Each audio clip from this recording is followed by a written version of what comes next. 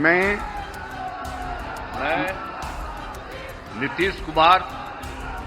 नीतीश कुमार ने आज 10वीं बार बिहार के मुख्यमंत्री पद का शपथ ग्रहण किया।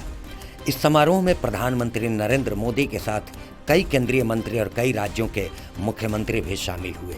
खास ये कि इस बार नीतीश कैबिनेट में कई पुराने चेहरों के अलावा जिन नए चेहरों को जगह मिली है उनमें दिग्गज नेता रामकृपाल यादव भी शामिल हैं। इसलिए पूर्व केंद्रीय मंत्री और भाजपा के वरिष्ठ नेता रामकृपाल यादव आज सुर्खियों में हैं। बता दें कि 2024 के लोकसभा चुनाव में हार के बावजूद बीजेपी ने रामकृपाल यादव पर अपना विश्वास नहीं खोया और 2025 के बिहार विधानसभा चुनाव में उन्हें फिर से दानापुर सीट से टिकट दिया गया। यहां उन्होंने रीतलाल यादव को भारी अंतर से हराकर अपनी वापसी दर्ज की।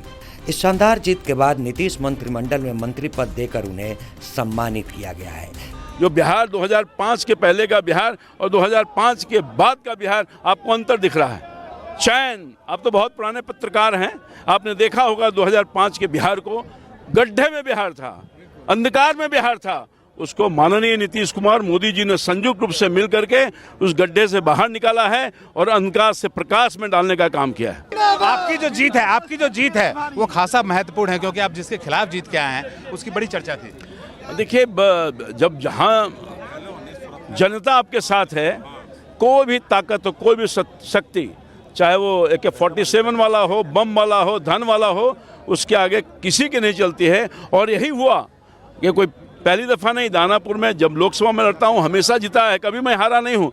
इस बार भी पूरी ताकत और मजबूती के साथ जनता खड़ा होकर के उनको समाप्त किया है। जो माहौल वहाँ भय का था, खौफ का था और बिल्कुल अविकसित दानापुर हो गया था, उन सब चीज़ों को हमारे पर मोहर लगा करके दायित्व दिया है। हम उस दायित्व का पालन करेंगे।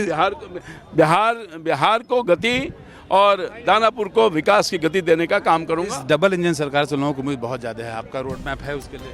लेकिन आज जो रामकृपाल यादव बीजेपी के मजबूत जमीनी नेता माने जाते हैं, एक वक्त ऐसा भी था जब यही रामकृपाल यादव आरजेडी का प्रमुख चेहरा और लालू यादव के बेहद भरोसेमंद सहयोगी माने जाते थे।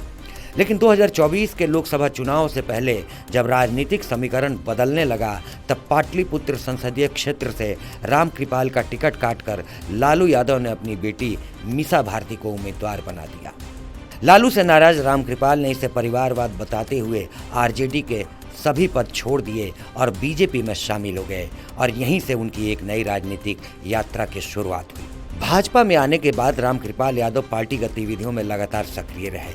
2014 के लोकसभा चुनाव में वे पाटलिपुत्र सीट से मैदान में उतरे। यहां उनका सीधा मुकाबला मीसा भारती से था।